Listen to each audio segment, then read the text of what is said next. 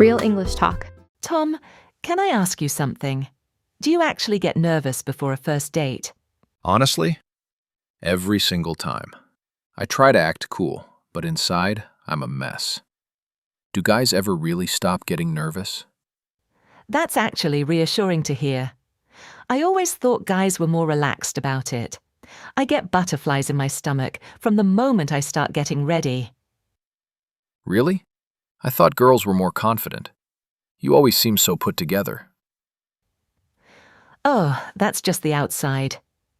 Inside, I'm thinking, did I pick the right outfit? Will we have enough to talk about? What if there are awkward silences? Awkward silences are the worst. That's my biggest fear on a first date. You know that moment when the conversation just stops? Oh, totally. I think that's why I over-prepare. I actually make a mental list of topics to talk about just in case. That's actually smart. I just kind of wing it and hope for the best. And how does that usually go? About 50-50. Sometimes great, sometimes a disaster. Honest answer, I respect that. Can I tell you something embarrassing? Before my last first date, I changed my outfit 4 times. 4 times? Seriously? 4 times. And I was still late because of it. So I showed up flustered and overdressed for a casual coffee place. Oh no. How did that go? Actually fine. He didn't even notice, which taught me that we stress about things that nobody else is paying attention to. That's such a good point. Guys definitely overthink too.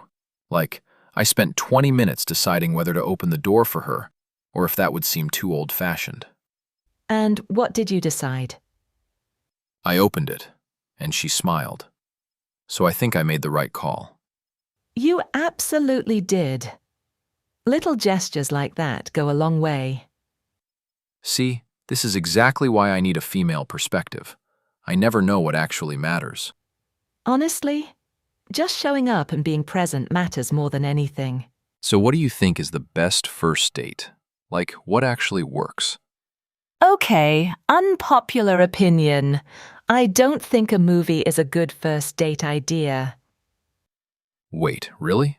I always thought movies were the classic go-to. Easy, no pressure. That's exactly the problem. You sit in the dark for 2 hours and you can't even talk. How are you supposed to get to know someone? Fair point. But then you can talk about the movie after. It gives you something to discuss. I guess, but I think something more casual, like coffee or a walk, is better to break the ice. You can actually talk and see if you connect. Okay, I see your point. But from a guy's perspective, dinner feels like a lot of pressure. What if the conversation dies halfway through the meal? That's a valid concern. So maybe something active, like mini golf or a food market. Something fun where the activity does the talking for you. Oh, I actually love that idea. Takes the pressure off and you can just have fun. Exactly. And if it's going well, you can always grab dinner after. But if it's not, you have a natural exit. Haha, strategic. I like it. What about a cooking class? I've heard those are great for first dates. Oh, I love that idea. You're working together, you're laughing when things go wrong, and then you get to eat what you made. It's perfect. Plus, it shows you're creative for suggesting it. Bonus points. Haha, exactly. Though I'd be nervous about being a terrible cook in front of someone I like. That's the best part, though. If you mess up, you laugh about it together. That kind of moment actually brings people closer. True. Vulnerability is kind of attractive, isn't it, when someone's not trying to be perfect all the time? Definitely.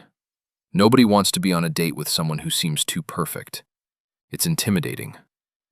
Right, I once went on a date with someone who was just flawless. Perfect hair, perfect answers, perfect everything. It felt like a job interview. Where do you see yourself in 5 years? Basically, I just wanted someone to spill something or tell a bad joke. Anything human. I can definitely provide the bad jokes.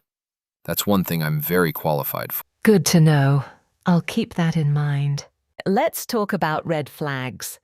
What's the biggest thing a guy can do wrong on a first date? From a guy's perspective, being on your phone the whole time. Nothing says I'm not interested more than constantly checking your messages. Oh, absolutely. That's an instant red flag. For me, the biggest one is when a guy talks about his ex the whole time. Like, I don't need to know your entire relationship history on date one. Haha, guilty. I did that once. I didn't even realize I was doing it until she pointed it out. At least she told you. Most people just don't call back. What about showing off? Like, guys who talk about money or their job title the whole time. Yeah, that's a turnoff for sure. It comes across as insecure, not impressive. Exactly. Confidence is attractive, but arrogance is not. There's a big difference. What about going Dutch? Is it still expected for the guy to pay on a first date? Honestly, I think it depends on the person. I always offer to split, but I'll be honest. If a guy insists on paying, it does make a good impression. Good to know. I always pay on the first date. Call me old-fashioned. I don't think that's old-fashioned at all. It's thoughtful. What about being too available, like texting back instantly every single time? I don't think that's necessarily a red flag. It depends on context. If you're just being responsive, that's fine. If it seems desperate, that's different. Fair. I think the key is just being genuine. People can tell when you're performing versus when you're just being yourself. What's the worst date you've ever been on, if you don't mind me asking? Oh, wow. Okay. There was this one guy who spent the entire date talking about how much money he'd made that year. Numbers, investments, bonuses, all of it. Ouch. Did he at least pay? He suggested we split the bill after telling me about his bonus. Wow, that's impressive in the worst possible way.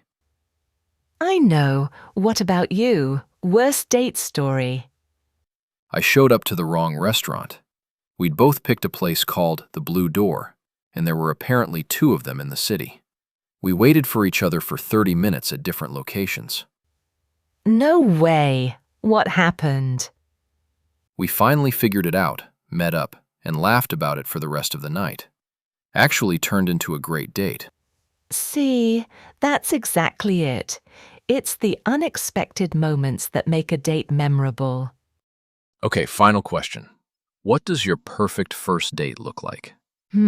Something relaxed but memorable. Maybe a walk along the river, then stumbling into a cozy little cafe we've never been to before.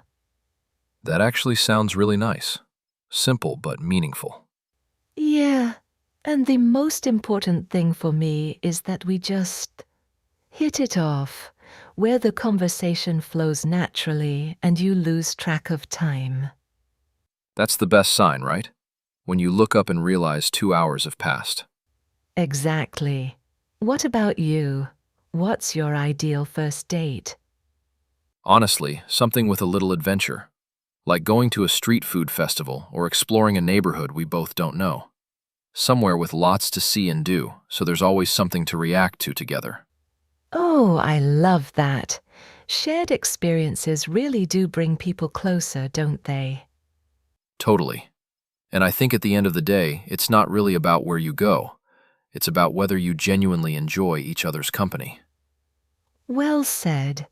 I think that's what everyone's really looking for. Someone who makes you feel comfortable just being yourself.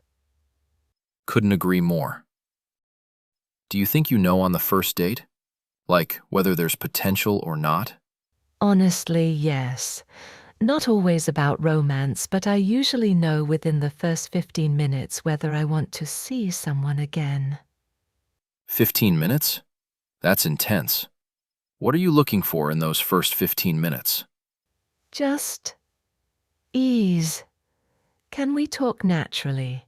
Do they ask questions or just talk about themselves? Are they warm? Little things like that. That's actually really helpful to know. I think guys put so much pressure on trying to impress that we forget to just be curious about the other person.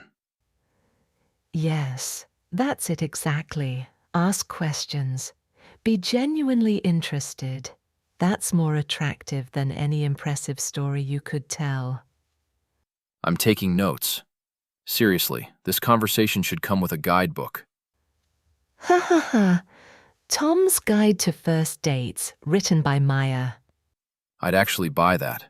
Right, so to summarize, be yourself, ask questions, open the door, and don't talk about your ex. You've got it. You're ready. Perfect. So, are you free this weekend? Ha ha. Nice try, Tom. Worth a shot.